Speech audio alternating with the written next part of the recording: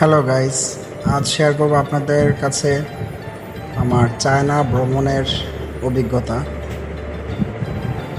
এটা মূলত আমরা যখন বাংলাদেশ থেকে প্লেনে উঠব তখন আমরা নিজেদের পাসপোর্ট টিকিট সবগুলো দেখাই। তারপর আমাদেরকে সিট কত নাম্বারে আমরা বসবো সেটা আমাদেরকে ডিরেকশন দেওয়া হয়েছিল।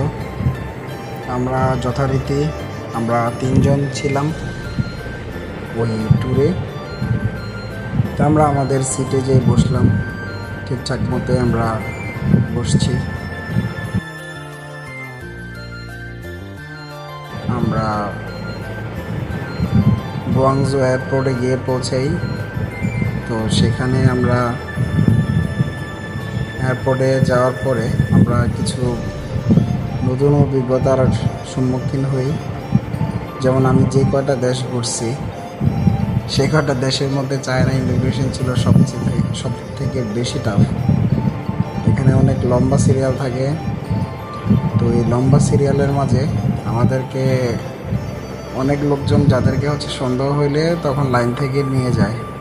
আপনি লাইনে থাকেন অথবা ইমিগ্রেশন অফিসারের সামনে থাকেন, আপনাকে যদি নিয়ে যায় এখানে 2-3 ঘন্টার একটা ব্যাপার থাকে।